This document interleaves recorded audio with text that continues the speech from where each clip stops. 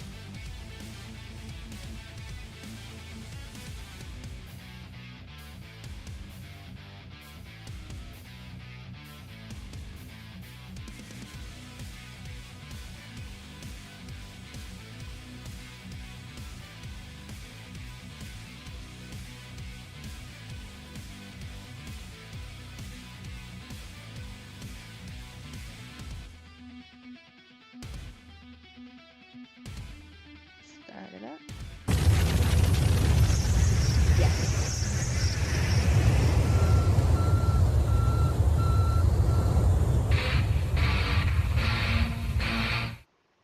Alrighty, here we are. Welcome everybody to an exciting PinTech Live deep dive on Dungeons and Dragons: The Tyrant Eye Pinball. We have lead designer Brian Eddy and lead software engineer Dwight Sullivan with us today. Thanks so much for joining us, y'all. It's awesome. Great to be here. Looking forward to Texas. Yep, yeah, we're going to talk all things Texas Pinball Festival because y'all have a few fun surprises for those who are coming out to that show. So we're super stoked about that. And yeah, we just want to kind of catch up with y'all and geek out about Dungeons and Dragons a little bit. And kind of just let's just start from the beginning when you guys heard that you were doing this theme. How did that resonate to you? What is your relationship with Dungeons and Dragons before coming into make it into a pinball machine? I was really excited about it. I think both of us were, and I'll let Dwight say his own words to it, but especially on Dwight's side. It's a theme that we both knew and played back in high school some, and Yeah. Dwight played a lot. And to me, it's just such an open and expansive theme that you get this incredible world and places to create something in, but you can kind of make it your own too. And we had to figure out how to make a pinball form of it, but it was a really open, giant canvas for us to play in. Yeah, I started playing D&D. I formed a D&D group in high school in my small town in Belleville, Michigan, and we would meet regularly and play D&D all the time. Um, so I've been playing it since the very beginning. But Are you when a we heard dungeon about it, master, Dwight? I was often a dungeon master back then and since then, but yeah. Yeah. But when we heard about it, we thought this is a great opportunity to do a story game, and I always love doing story games. I've been doing several of them in my career. Um, so like I always like who's the character and then what journey are they going on and what happens to them and who's the bad guys and how does it all end? Yeah, and what was great about this theme is that's what people expect too. They expect to go on a journey, and Yeah, and so it's a perfect game for saving yeah, your progress as you go. yeah, yeah. It completely fits into all the things we've been doing Insider Connected, so that we could save our progress and pick up where you left off and continue the what we've learned from Venom and games before Venom. Yeah, the adding in the save of progress thing is just like you said, really changed Insider Connected, and we see at our arcades it's really upped people subscribing to Insider Connected and logging in on a consistent basis because of that saved game stuff. Like when you came into Dungeons and Dragons, before you even got this theme, did you know that like your next game you were going to do some sort of progress saving? Is that going to be a consistent thing for y'all's team? Or was Yeah, it well, like, I oh, or Dungeons and Dragons, now we have to do it again, sort of thing? we've been doing it for a long time, and I don't see us stopping. Like even before Venom, Turtles and Mandalorian both Yeah, had that's save your true. progress elements. Yeah, yeah, It may not be in the exact same way, but yeah. I think we're always going to use some form of it. We both love Insider Connected and And, the different worlds it can open up. yeah, and we keep learning. We keep learning about what's magical, and how can we leverage that and make it even better next time. Yeah, it's pretty fun to watch the progression of it growing and what you guys are doing and adapting into different things like the story aspect and like collecting characters and weapons and armor, and it's really really Yeah, cool. Like it's a really really Pe neat concept. people are loving the small incremental changes in their character, and then because it's from one game to the next, it's not changing much. But then but then now you have like a +2 armor and a +1 sword, and you didn't have that in you didn't have that 15 games ago, and that's kind of fun. Yeah, it definitely adds more depth and variety to every time you play a game. Of course, it means we have to have a lot more content too, which this game has droves of. Yeah. We- So this is more content than I've ever made before. Before the previous game with the most content that I worked on was Star Wars, and this game outdoes Star Wars. This is probably the most content in any pinball ever made. I wouldn't be surprised. It's a lot there. Yeah. That's all exciting. I can't wait to see what more you guys have in store for this thing. Like it's gonna be real fun. Right. Um, We're only at point 7 code, point 0.87. Well, point 0.87 code is about to go out, and there are still three major wizard modes, three major climaxes to the game coming, holy and moly. yeah, plus lots of other small things. I know y'all dropped in a code update last Thursday. Can you just kind of go over like what that update was? So, well, so like we're still in the point we're still sort of shoveling stuff into the game, so there's always rough edges, so we're constantly fixing rough edges and balancing the scoring, balancing the XP, and and then we're trying to get, like, in addition to bug fixes and balance and maybe slightly more speech and stuff, we're also trying to get one new cool thing in every update. And last update we added, I think, Tavern Brawl. Brian, is that correct? And Well, like the yep, update before that was Tiny's Dice Game. These yep. are two modes that you can get that add breadth to the game. Um, they're kind of fun. They're kind of neat. By the way, my son David, who's sitting right there, worked on, well, works for Stern now. This is his first real job out of college, and he wrote Tiny's Dice Game and Tavern Brawl. Yeah, when I got Tiny's the first, I was like, I don't remember seeing this, and then I hit it and like started playing. I was like, this is so rad. It's just such a Yeah, neat like rip that yeah, spinner yeah. mode. We Just like were it's we so were cool. Yep, we were trying to find a way to integrate the dungeon more and do more things with it, and that was a perfect thing. It was sort of Zach Sharp came in my office, and he had the idea of it being sort of this miniature golf kind of a thing where it goes up and then comes down, goes up and comes down. So I got a shout out to Zach Sharp for that. Nice. Very cool. Yep. So when you guys started conceptualizing this game, like what aspects from Dungeons and Dragons did you absolutely have to like include in the game? Like what did you pull from playing D&D and just absolutely have to? Brian and I have different answers for that. Right. Mine is obviously it's a walk up. You have to have appeal, right? So what I was trying to do is pick some of those key elements that people who know D&D would recognize and say, oh, cool, look, there's a gelatinous cube. And of course, there's a big red dragon. I can go down in a dungeon. But also elements that, hey, if you didn't know anything about D&D, you still want to see what the big red dragon does, right? Yeah. And you may not be pulled toward, but when you see him moving around and stuff, you're going to be, I want to try this. And then we suck you into the storyline and the pathways of the game. And hopefully that catches you, even if you're not a fan. And that's a key reoccurring theme in the development of this game. Brian and I, it was very important to both of us that it's a pinball machine first and it's D&D second. Because it would be easy for me to go down rabbit holes and Pretty easy for Dwight to... and pull the game down into very, very geeky places. But we always use that prism to look through the game. Like, is this getting too geeky and so forth? So the things that were important to me were I absolutely wanted to make sure that you could change characters and you could have stats, and the stats like changed every week. I also wanted I've been wanting to do what I call a procedurally generated game for a long time now, and I thought this was another good chance to do that. A game where it doesn't have very much randomness in it, almost none. What seems random in the game is not random. It's numbers that are pre-rolled on Sunday every week, and then they stay the same all week long, and then the next Sunday they change. So you can get used to the way the game is and then what happens in the game, and if you do everything the exact same way, it'll happen the exact same way, and then on Sunday it'll all change again. Yeah, and have no doubt the game did start out geekier. Definitely, Yeah. We kept kind of refining it, and kind of honing it into like something that fans and everybody else can understand. Yeah, but when in doubt, pinball wins. Yeah. It has to make sense for pinball at the end of the day, right? Yeah. So we want it right. Go ahead. Yeah.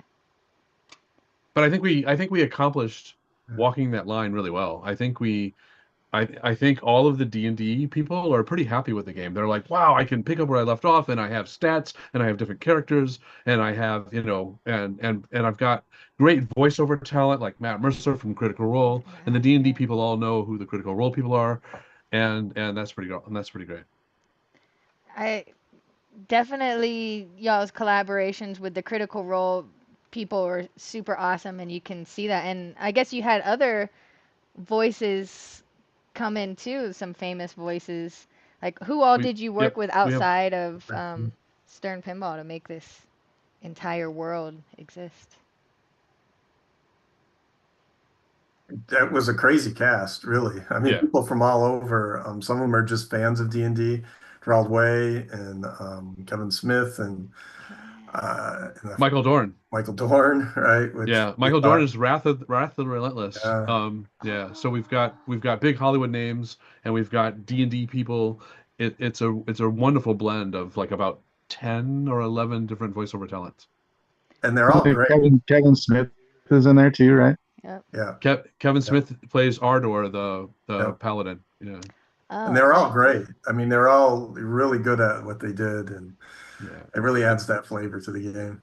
I love Wrath the Relentless. That dragon's voice, like, I could listen to him all day long, and I have that game pumped up at the arcade, and that combined with like the fantasy music, of like walking through the town villages and stuff. It's so perfect. Right. Everyone brought their A game. But that's Brian. Brian, you knew Chris Valensko. Am I pronouncing his last name correctly? Lasco, right. Lasco, I think He's our composer. He did all the music for the game. And he's like this famous sound guy for lots of different video games. But Brian, you worked with him or something? Yeah, I worked with him back on console games, video games, and he had a tremendous big movie sound to him. And I always remembered that because I loved his music and what he does. And so I looked him up after, I don't know what it was, probably 20 years since I worked with him or something like that. And he had this huge list of AAA games and all this amazing music he went on to do. And it was really a perfect fit for this theme. I don't think we could have found a better person. Right. And there's no music associated with D&D, right? Nobody expects it to be a certain thing. And I think he brought that feel to it that we all kind of expected. Yeah. or wanted at least. And then we lucked out with Vince Pross too. You knew him Yeah. from back in the day. Yeah, Vince was another guy that I worked with extensively back in console video games too, and amazing talent again back then. And it just so happens his career moved him on to a similar path. He had done Magic the Gathering cards, and he had done So work for D&D. just in case, you know, I didn't say it. Vince Pross is our like cabinet artist and 2D artist. I was Backlight. gonna say the Playfield artist. backlasses. Yeah. Yep, Cool. yep. So keep going. Yeah. So he was an incredible talent back in the day, and then over again the last 20 years or so, his honed his skill and worked with a bunch of Hollywood directors, and like I said, did Magic the Gathering cards and did D&D art for Wizards. So he couldn't have been a more perfect match, and he understood everything. He knew all the characters, right? He knew how to drew them. He knew how to draw them, and he did an incredible job on all the packages. That's Yep. amazing. Yeah, definitely all-star And cast. Go ahead. what's the other really cool tie into all that is his son, Zach, was actually the writer on the project, which Right. if you really step back and look at this, when you actually understand the story and you look at all the art packages of the game, you will see that those guys also work together, and the way the story was and the characters that you'll see on all the backglasses and cabinets and stuff, they're all pulled from the storyline of the game. So it's all a very cohesive package. It's not random D&D stuff thrown all about. Yep. So Zach Pross, Vince's son, wrote our story, and then I took that story and sort of rewrote it to shoehorn it into the game, and then all of the modes and wizard modes are all pulled from that, and that we began on that months and months ago, and we spent 3 months like writing that story, and it's And you did was the script of the story, right? The screen version of it. Yes, right made it pinball. right. Yeah, there's so much passion poured into it, and you could tell immediately as we all started playing it. What about inside Stern? Can you guys give a shout out to your team that worked on the game, like your mechanical engineers and You got a while? I know, right? Wait, I Everybody just at finished the Stern. credits It's list. true. It takes it takes an entire team, but top level highlights. Like, who was So your lead mechanical engineer? you want to go first? Go, Brian. Yeah, I'll do the top ones and you fill in, Dwight. So we just talked about Vince Pross and Zach Pross, the artist, the 2D artist and the writer behind it. Then we have Thomas Malcolm and John Rothamel, who did most of the mechanics on the game. They were the kind of co-leads on it. And then I think pretty much everybody in the mechanical department had a little part to do in the game, though. So it was including George, right? Yeah. So it really was a team event to get it done. Everyone was excited about it too. Like, so everyone's like, early on, we saw the dragon starting to move, and he didn't even have the red outside shell yet. It was just sort of this Metal. robotic dragon that Creepy, could spit I out balls, and the entire the entire department, like product development, like was all excited about it. Yeah. So just a lot of iterations and getting all that to work well. Then we talked about Chris Velasco on the music, and then Jerry Thompson, of course, filled in and taking all of the music and then all the sound effects and putting it all together and the speech and making it work. Always does an amazing job. Who am I missing, Dwight? Software and LCD art, but right, I can do those if you want. So yeah, go ahead. Jump in, Paul. So under me is my team is Corey Stoop, who has always been my right-hand guy, and he always does the heavy lifting. He writes the programs that I can't write, or and I don't have time for. And then we got Elizabeth Gieske. She did a great job at writing all the modes of the game and coming up with many of the rules of the modes of the game. And then my son David has been filling in several of the modes and doing lots of other sundry tasks. And then we have Paul Chamatkit. Did I get his name right? Yeah, Paul I think Chamatkit. so. I'm impressed. Yeah, Paul is my counterpart. He's the LCD lead for the team, and like pretty much the entire LCD team in-house worked on the game, and then we went outside for about 5 or 6 more artists. So there's like a dozen LCD artists and animators who worked on the game, and I'm not going to get all their names right, so I'm not going to try. Yeah, it's all hand created, all that art. So it was a tremendous it amount.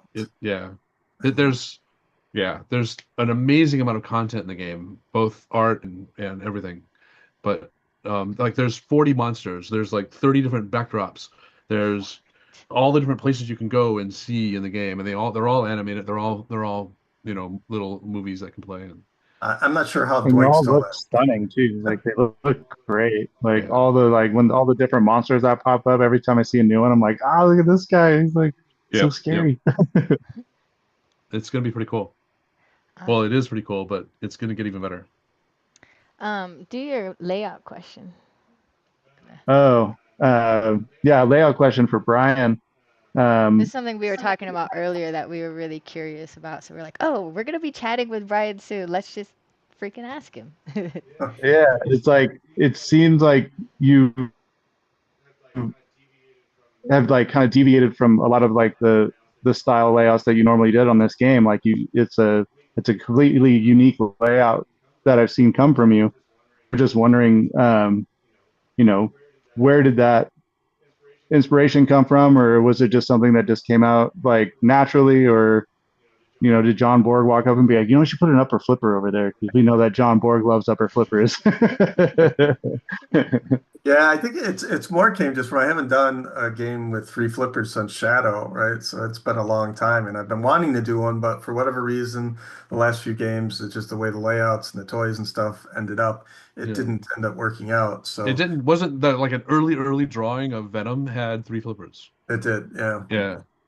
Um, Well, I would have loved to see that. That'd have been cool to see. just for the sake of seeing it, it'd be really cool to see where you would have done it and the Yeah. early stages of it, and then yeah, why it yeah. ended up going away. So it's yeah, to me, it's really just how the toys and the shots end up all falling together and whether it makes sense or not. It's not like I'm against three flipper games. I love them.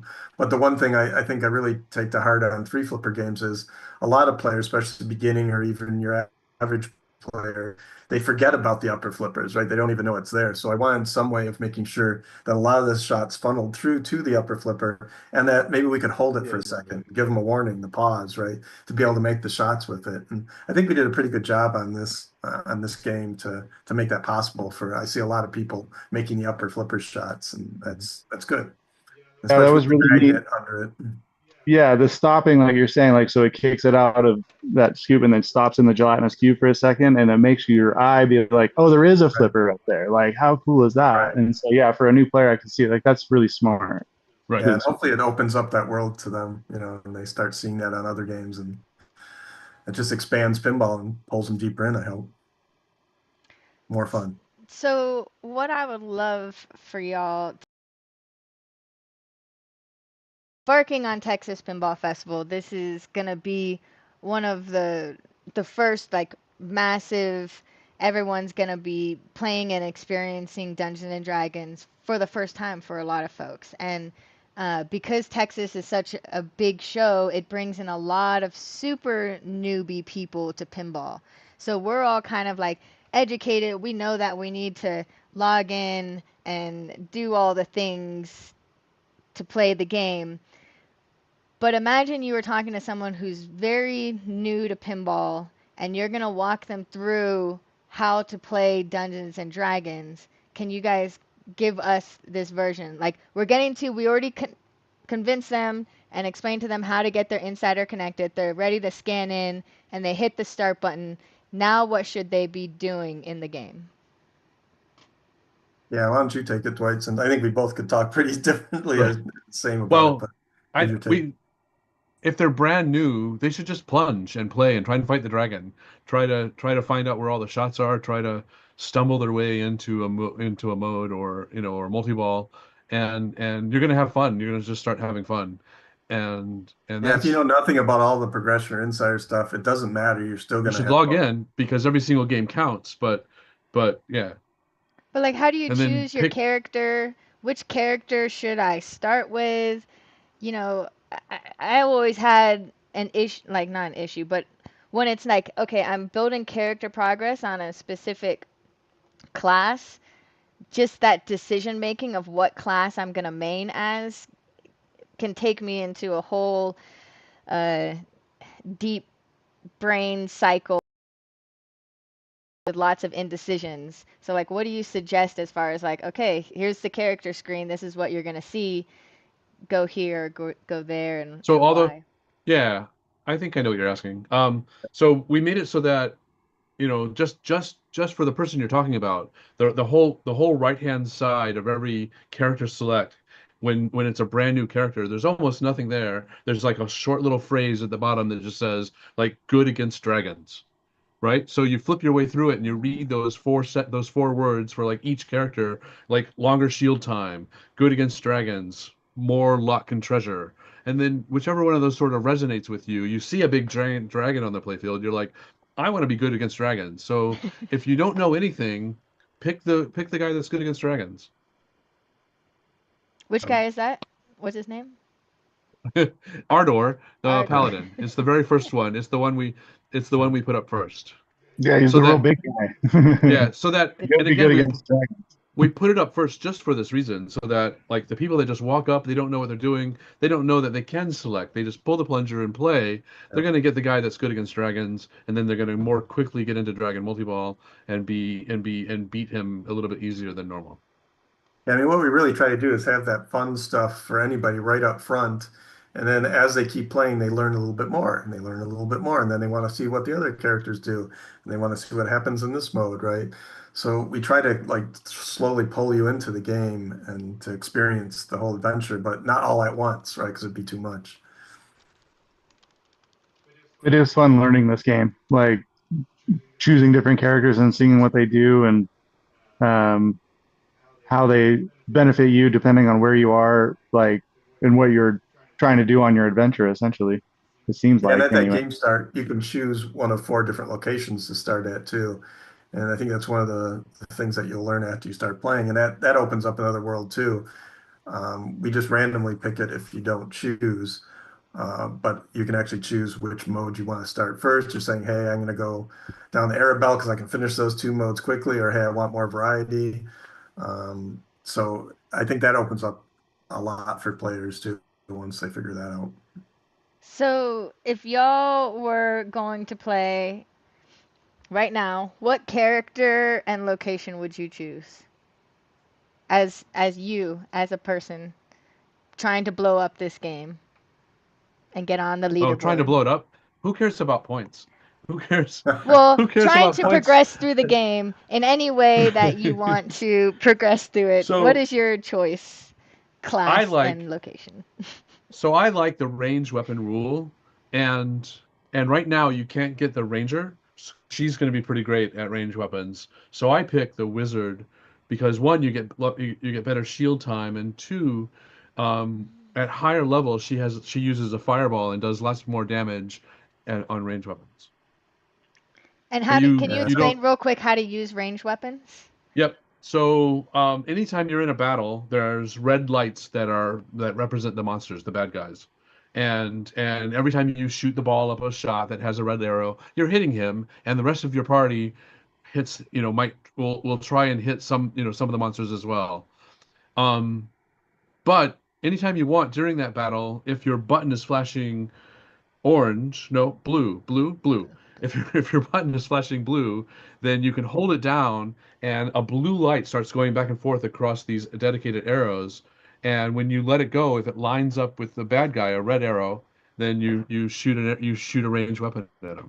So a battle can be pretty intense. And the new thing that we just added in the code that no one's seen yet, the code that's coming out later for TPF, is it has the Darkhold Goblin battle is now very, very intense and ends, and it's very much and you have an unlimited amount of shield and you have unlimited amount of ball save, and the mode's only over when your entire party dies. And the goblins just keep coming at you faster and faster and keep hitting you harder and harder and harder until everybody dies. So it's very much an intense battle, and it's all about making combo shots and trying to hit these goblins. And meanwhile, when using your ranged weapon to shoot another arrow, because when the bad guys are timing out, when the lights are blinking, they're going to hit you, and quickly the goblins start hitting you for a lot of hit point damage. And So you're trying to shoot, you're trying to aim your weapon, your range weapons at the ones that are timing out. Meanwhile, you're shooting combo shots with the ball, and your party, as long as it's still alive, is helping you fight, and it's pretty intense. And that's This coming. is That's really coming soon. cool, like segue into like a question that we have where it's like the unique challenges of translating like a tabletop role-playing game into Yeah. a fast pinball format. And that like right there is one that's like that's a great way of doing it. But like were there any other like challenges trying to figure out how to blend these two things together? We there's lots of things we can't do. Like there's lots of great nuances in actual D&D, especially at higher level. At when you get past like level 5, level 6, level 7 as a D&D character that the DM throws at you, like really like level 10, level 12, level 13 level characters in real D&D are very powerful, and I just can't pull that off because there's so many things you can't do in it, and I just did we just did the best we could. We wanted to keep it, and again, pinball needs to win. Right. So so It would we get too complex. yeah, Yeah. yeah. And But we we have kept an idea. We have an idea for the barbarian and how we're gonna do rage, but that's like a spoiler, so I'm not gonna talk about it now. So the barbarian's rage is gonna be fun. We'll be able to look forward to that then. That's cool. Yeah, yeah. Brian, what about you? Who are you gonna main as, and where I'd are you probably going? pick Ardor.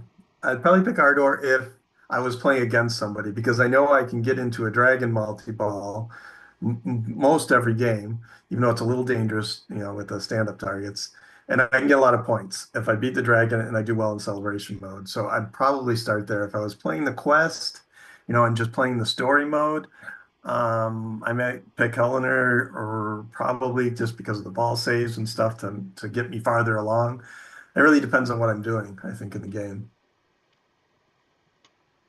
So was it Like I don't use the ranged purposeful? weapons as much as Dwight, and I Mm. probably should because especially in certain circumstances, it can really help you get points because you'll nail a shot pretty easily with it.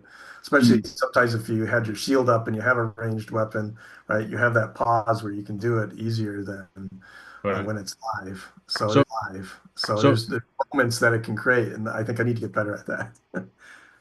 yeah. So using your shield, like so during the goblin battle, Tanyo, by the way, Tanyo is the current champion. He currently has like 28, 27, I think 27 goblins killed before his Wow. party died, which, that was pretty impressive.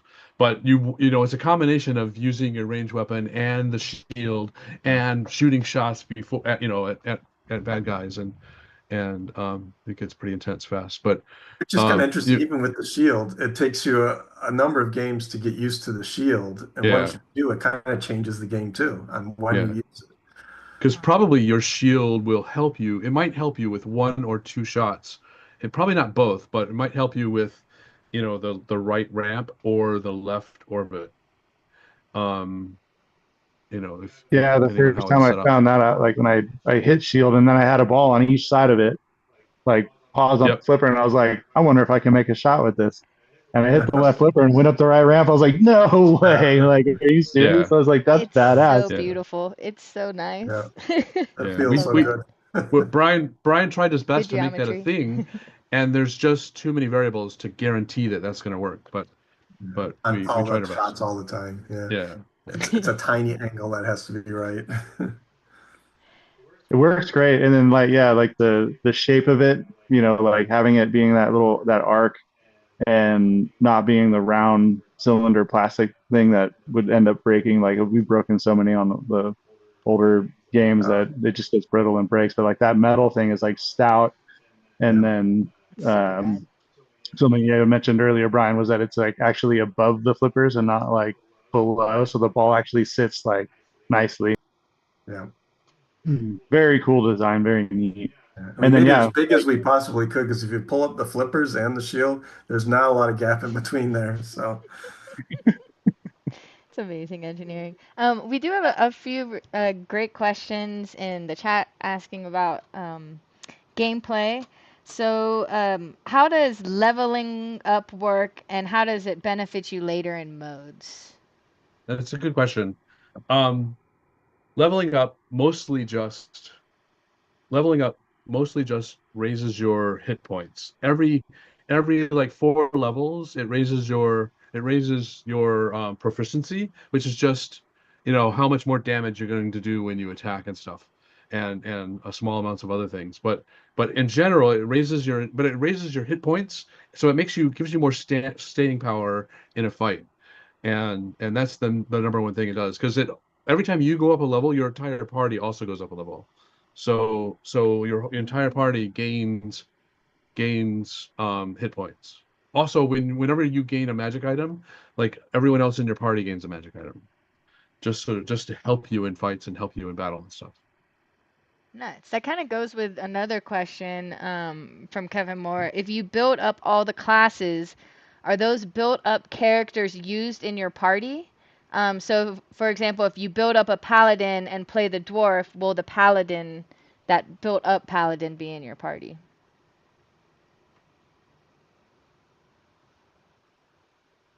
I'm sorry, I don't understand the question. How does the paladin help? The paladin, Um, the paladin are No, gives are you the no. gives you the If you the build your characters? character up, yeah. Yeah, when you build up your characters, are you using those leveled up oh characters in The your whole party? party built up. no, your other characters have nothing to do with your current play. Like, so when you pick a character to play, I just assign you the rest of your party, and I just sort of round out. I make sure, like, if you picked the paladin, I make sure you have a rogue and a cleric and a wizard to go along with it. Gotcha. Nice. I think part of that question was, are they at, like, if you're at level 8 or something, right? Do they start at that level, or are they Right. fresh? The rest of your party levels with you. If you're at Okay, level so 8, so are they. everyone's gonna be I mean, when nice. you come back and you play another game Yep. later. No, when you come back, your entire save slot Question. includes your whole party and all of their magic items and all of their everything. Whoa, that's awesome. Yeah. And then another one with the pin save feature. How can I tell which areas I have completed? When you What do you, so The when map, you yeah, on the map. the Oh, on the progress of map. the map. The Gotcha, map gotcha. shows you what you've completed and what you haven't completed. Yeah. And you like after your first play, you can no longer pick where you're going to start. You just start on the map wherever you ended your last game. Nice. Oh, I didn't know that. That's cool. It's like you pick up where your adventure left off. That's pretty Exactly. cool. Yep. Yep. And what's kind of fun is co-op does something very, very similar. Each player picks up where the last player left off. Yeah. Like Whoa. so Yeah, it's really Like so, fun. so during co-op play, a 4-player game, player 1 chooses the very first spot where they're going to begin, and then he plays and maybe travels somewhere else. Player 2 will pick up right where player 1 ended, and player 3 will pick up where player 2 ended, and so on. Yeah, it really feels like you're playing together. And it's a Yeah, small detail, right? But it really does yeah. feel like you're all together at And this. and then you should make decisions about where to go as a team. You should make decisions about what to play and what to do as a team.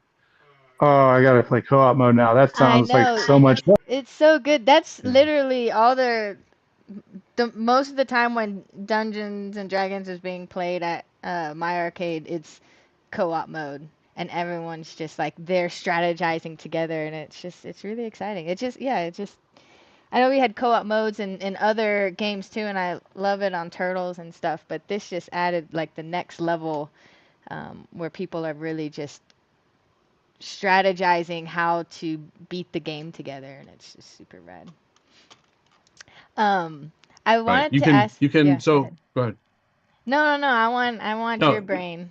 Oh, so also in co-op, you can bring in any of your characters that you've played, so you can play on your own, and then like Amoda plays on her own, and so on, and then we play co-op together. I can bring my character, you can bring your character. Now our progress doesn't save.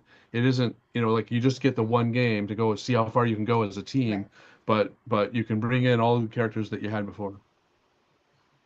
That's so awesome. Um, I wanted to get back to TPF real quick because I know we are running short on time for this live stream because you guys are working really hard, and then you're about to come party with us all weekend in a few days. But we heard that there's a new code being released on Thursday. Yep.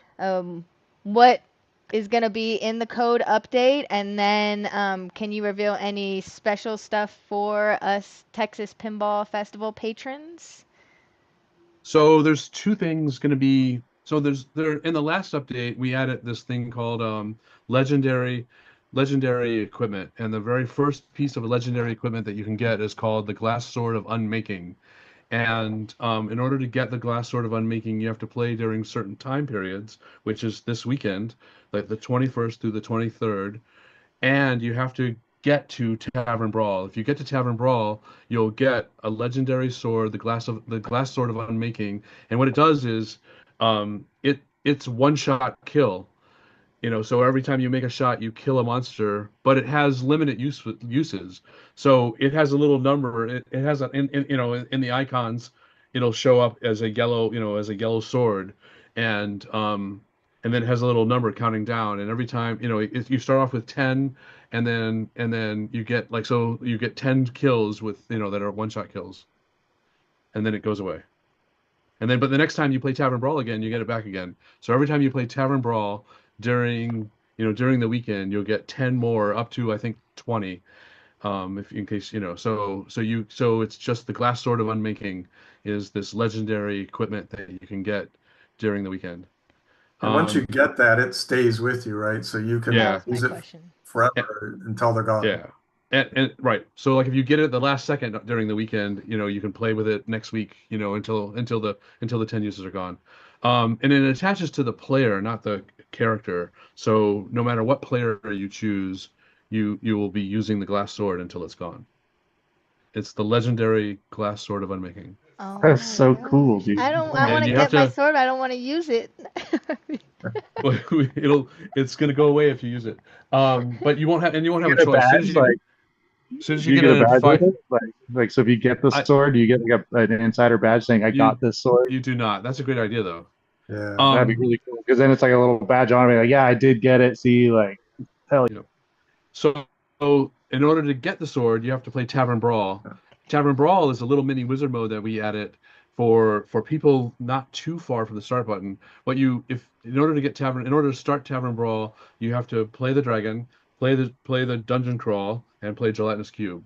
So if you start each one of those, then Tavern Brawl will light afterwards, and then you shoot the center shot, and Tavern Brawl will play. Sweet. Oh my God. I'm definitely trying it this weekend. The other thing, and that was in the last code. The code that's coming up this in a couple of days is the Darkhold bonus round. So the Darkhold bonus round has got real rules in it now. It becomes very, very intense, and you play. I already described it, but you play until you die, and then you're just trying to see how many goblins can you kill before your entire party's dead. And Darkhold only lights right when you complete in order to light Darkhold, you have to play any of the town dungeon modes. The big lights on the map. Yeah. And What so if you see it, if you complete one of those, you should go directly to Darkhold. I could just get a bunch of goblins.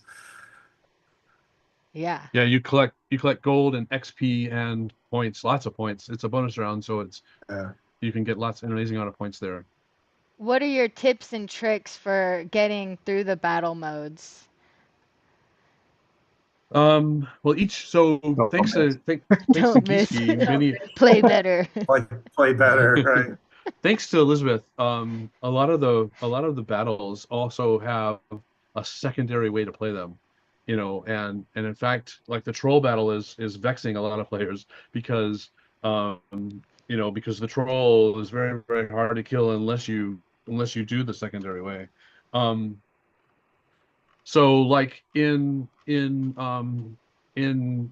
Spy on Puck, there's this stealth mode, right? Maybe you've heard of stealth mode, and basically you don't have to fight at all if you get through the mode without hitting the slings. Every time the ball hits the slings, a stealth meter moves, and depending on what character you are, like the rogue, it doesn't move very much, but if you're the paladin, you're clomping around and in full plate or whatever, then your stealth meter moves quite a bit every time you hit a sling. So That depending on what mode's character so you are, stressful yeah, because of those slingshots. Like anytime it's coming at the slings, I'm like, no, like don't do it. It's yeah, so, yeah. oh It's man, one of my favorite that's modes because of that. so It's like a good. mode within a mode. Yeah, Yeah, it's like the it most did a great stressful job. thing to So see that ball come down at the slingshot. You're like, no, don't do it. so pay attention to the text written in the little instructions at the bottom in the red box. They often are clues about how to play the mode beyond just fighting the monsters. Man, so exciting. I know where I'm Yeah. gonna see Michael Grant all weekend. He's gonna be getting the TPF badge. So He everyone loves that the game. scans in Yeah. on any Stern game at the fun booth will get their Texas Pinball Festival 2025 badge. You have a chance to get this amazing sword, possibly multiple times, right?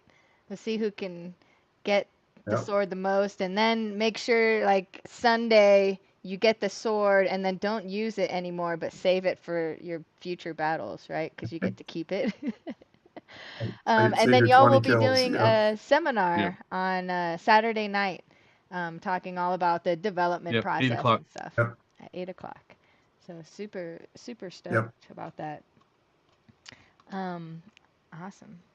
There might I even think be Brian's. there Yeah. there might even be a giveaway at that. So we Yeah. have to entice people to come. So Oh Yeah. yeah. So Brian has this cool gift for everyone that comes, or at least for some of the people that come. right. Oh. Do we have to battle with our swords to see who is the winner to get the Maybe. Maybe we'll have to see. Are you bringing? Let me check the chat real quick. Matthew, did you have any other questions you want to ask on this go round? Oh, that is a good question. Is the sword only for people going to TPF? No, that's a great question. Everyone all over the world can get the sword from the 20 from midnight from midnight the 21st through 4 a.m. Monday morning, Awesome. Very cool. Chicago time, That is so also known as Dallas time. Dallas time. awesome. Yep. Yep. Well, Brian, if you could sum up this game's vibe in 3 words, what would they be? It's a good one. I think it's adventure and battling a red dragon. And fun. Yeah. The Hopefully that makes overall vibe for me definitely is fun. Like this game is really, really fun. It's flowy. It's got nice feeling shots. Like the adventure portion of it is amazing. It's almost kind of that kind of choose your own adventure portion of it at the beginning, being like, where do you want to start? Pretty fun stuff. Thanks. I was noticing that a code question was I had found that some of the modes that I was playing in some of the towns I was able to stack with multi-ball, and Yep. some I couldn't. Yep. So And is that purposeful or is that... It is. So each town has 1 to 3 map modes that go with it, right? And you have to play the map modes before you can play the dungeon of the town. And the dungeon of the town is a wizard mode, and so you can't ever stack multi-ball with a wizard mode. But you can stack multi-ball with the town modes. with the because they're town mode? That's where multi-stage. I was missing. Got Yeah. it. So I was just getting to the Yeah. point where I just couldn't do that. I was So like, I don't understand why some were doing it and some weren't. I thought it was like a character thing. I was like, I'm going to pick this character because I was able to stack a mode last time. Yeah, the 1, 2, and 3 battles are map modes or town modes, and then there's the town dungeons. Oh, cool. Yeah, the Very dungeons cool. the dungeons don't stack with anything. And they're like a wizard mode, so there's multi-levels to it, phases to it. So and you get through the dungeon, and then you can go to Darkhold. Is that what you were saying? that's Correct. the town dungeon. Yep. Cool. If you see Darkhold flashing, you should go do it. Should go do it. Yeah. I'll definitely try to go do it. That's so awesome. Yeah, this game is so Oh, deep. yeah, the other thing that we just added, I almost forgot about, and this is going to play into future updates, but just for a teaser, there's now night and day cycles. So when you're traveling, sometimes you're traveling at night and sometimes you're traveling during the day. Ooh. and this is a it's a teaser for something coming up later. Ooh. I'm also liking in the traveling every now and again you'll run into a monster that you got to get through while you're traveling. Yeah. Like Yeah. that's fun where it's just like it's not just a quick travel thing. Like no, you gotta get through this guy real quick. Yeah. Yeah. Then you can keep. That's Right. why you need And the this sword. Yeah. and more monsters are coming. More monsters are coming, more travel monsters are coming, more travel encounters are coming. That's awesome. Yep. I Still a really lot like of the stuff to owlbear. shovel into the game. Yeah, the Alber's classic. Fighting an owlbear. That call out when it echoed, I just laugh every time. It's like owlbear. That's what you can come dressed up as to TPF, Dwight. When I do my interpretive dance, Right. As an I'm owl bear, as an It's an owlbear. owlbear. the wings All get right. in the way. I don't know. You could try I don't give Moto ideas. She made me wear a venom mask. That was really fun. Come on, that was Awesome. dope. it. That was really, really cool that she did that. Yeah, yeah, you guys, everyone got venomized. That's what happens. True. Speaking Yep. of Venom, y'all just revealed the new Venom accessories, which Yeah, the topper and look amazing. Yep. The topper looks great. I love the Mandalorian style curve with the symbiote all like juicy inside or trying to escape. Hopefully he doesn't escape. And Can be a goo. there's Yeah. the goop. The shooter rod is super slick. The side armor, the inside arc blades. I I mean, the think full we're gonna have most of package is that at TPF. beautiful. Yep. Oh yeah, and we'll have Yeah, it we'll have on a display with at all of it. TPF. Yep. Yeah. Yeah. All right, So, cool. nice work. Awesome. So Well, come on down and see it. yep. Yeah. Everyone, come on to Listen to me. Texas. For Come see more us. information on TPF, just go to texaspinball.com. And then we are going to let Dwight and Brian leave us so they can continue to do all the work they need to before they jump on planes and head down south to hang out with us. And everyone else in the chat, just stick around. We're going to do some giveaways.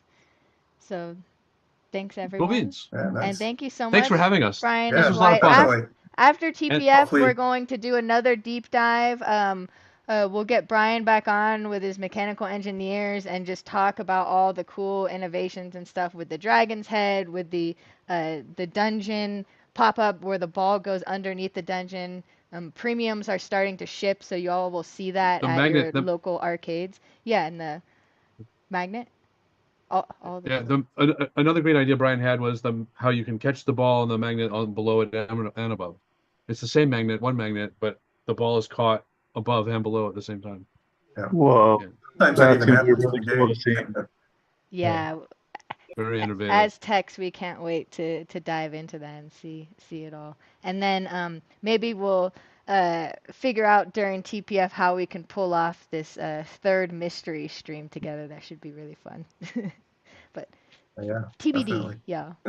But all right, thanks guys. You can go ahead and jump off the Zoom, and we'll see you in a few days. All right. Thanks. everyone. See ya. See you Yep. guys. Yeah, Yeah. see you soon. Bye. There they go. Okay, y'all, stick around. Don't go nowhere. We're gonna fix this layout really quick. I'm gonna go super quick. Look, bam. And we're gonna give away a Dungeons and Dragons banner. And one of our we'll have 3 winners. Our first one will be for our new Grand Champ Marco mug that we just got just now. You got your arm sticking out, so I'm gonna put you over here. Ooh, that was such an awesome live stream. I know it was quick and shorter than usual, but everyone is just super getting ready for Texas Pinball Festival, and Amusement Expo is going on right now too. The Venom accessories just released. Dungeons and Dragons is on the line. Premiums are starting to ship out, so lots of exciting stuff happening in the world of pinball. So yeah, that's. Yeah, Dwight was like, how I don't have an hour. I know, you could see him. Did you guys see him like off to the side, like when we were talking, and he's like, gotta hurry, gotta hurry, gotta hurry. You know, diamonds are formed under pressure, y'all, and We're super excited. Like, this is one of the greatest games in pinball history, I feel like. You know, like, just all the innovations, and it's just the beginning too. That's the exciting part. There's gonna be, he said, what, point 0.7 something code.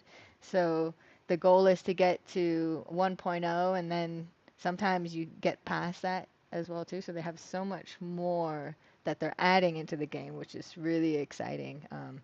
Great for locations, arcades like ours, um, because it brings people together, especially with that co-op mode. And then great for home collectors too, because the game is so freaking deep. You're gonna spend a lot of time just playing in, and then it's gonna change, and then you're gonna play it again, and it's gonna change and be like a new game every time. So yeah, that's amazing. Okay, so Matthew, tell us all about how you are excited for this while I set up the giveaway wheel. I hope everyone got their names in there. Yeah, I'm super excited to try all these modes that I just got informed existed. I haven't been able to play at the arcade recently, so it's going to be really cool to be at TPF and actually dive into it, and then also be able to hang out with Dwight and Brian there. Like, they'll be on the show floor talking about it, so like being able to like pick their brains like as you're going through it it's really going to be a lot of fun. Mm-hmm. So I'm very excited about all that. Excited about their seminar as well, and Yeah, it'll be cool. checking that out. And our full weekend of seminars and working at stuff on the booth. We'll be at the Marco booth doing live demos on a whole bunch of different items from Marco Specialties. We're working on a couple games over there too with Phil from the Phils out, coming out, hanging out with us and working with us again. So that's going to be a lot of fun. So yeah, it's going to be a good time. I'm liking it. I'm liking what these guys are doing with the innovation side of the rules and with Insider Connected and Yeah. the progress saving and stuff. I did want to ask him one thing. It's like, if you turn on tournament mode, does it turn off all that? So it's like in tournament setting, it should Oh be able to no, like we forgot. zero that to where like, or if you put it on tournament competition mode, you can still sign in, but No, we do have the it answer for doesn't that. add. It doesn't, because we just did our launch party tournament. Yes, I don't remember what day it is.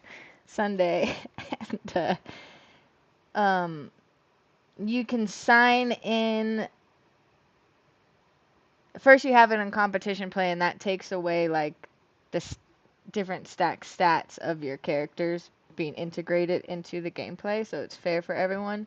But you can sign in on your second ball to be able to save your progress um, for the World. leaderboard and everything like that, and to get your badge.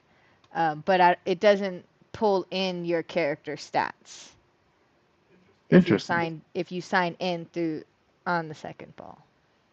Um, Did not know that. so, but we should do a quick little. Especially now that premiums are shipping, we'll jump back on with Dwight and do a quick reel of like how do we set up our game for tournament play, and then we'll just get the quick rundown on there too. Drink a pickle beer while you're in Texas, bro. Okay. I'll drink a Moto's pickle beer. Oh no, what I got more responses. All right, we got more responses, y'all. I'm adding all y'all in. Thanks for joining. Sorry if we didn't get to all of your questions. Everyone was dropping a lot of great questions in the chat. I tried to ask as many as possible. Let's see. I'm gonna just double that up. Okay, so this first one will be for our very new Marco mug for any of your beverage of choice, your grog, right? Your tavern grog. Is the wheel nice here? Let's go. It's great for tavern grog. Hot or cold grog, warm, lukewarm grog. And the winner is, oh, is it going to be Turin? Way to go, Turin. We will Yay, send Turin. you a mug, Turin. Let me write that in my little sheet. Congratulations. Good to see your name in the chat, as always. Oh, am I frozen? Uh-oh. Do you still see me? You broke it. I do see. Oh, no. Your wheel broke it. Oh, no, Ben Wu. You win. Sorry. It went too fast. This was for a Marco tool bag. So, Ben Wu, if you're in the chat, let us know. We see Turin accepting. Ben Wu, please accept your prize of a super useful Marco tool bag. Not just big show, but I use my tool bag constantly. And it's just so convenient. And if you're not a tech, my tournament player friends that we've given those to put their like phone, wallet, keys, water bottle in it, and it all fits great too. So they kind of have their little baggie around when they go to play. Corey uses it for his beer holder. For his beer holder. Yeah, there you go. You have a 16-ouncer can, it just fits straight in there perfectly. So congrats to Ben Wu. If this malfunctions, the next one is, oh my goodness, look at that. That's so meta. Let me just hide this real quick. Okay, there we go. Did we get Ben Wu in the chat saying hello? Claimed. Go Ben. Yay, Benjo Wu. Congratulations. I will reach out to y'all about this, but go ahead and send me an email to marcotv@marcopinball.com with your shipping address so we can get those out to y'all. Now, this is the one everyone's been waiting for because this is to win your very own Dungeons and Dragons banner, which is super sick. I think it's this image behind us of these two dragons battling. He's Wrath the Relentless. But who's this guy? Dun dun dun. Oh yeah, I don't have a beard to stroke. Stroke your beard. I'm so jealous. Stroke your beard question. All right, let's see. Drum roll. All right, opening it back up. Make sure we got. Oh, let's get you out of there. Get you out of there. Just updating this. Oh, the suspense. Who here in the chat is coming to Texas Pinball Festival this weekend? Them's the real questions.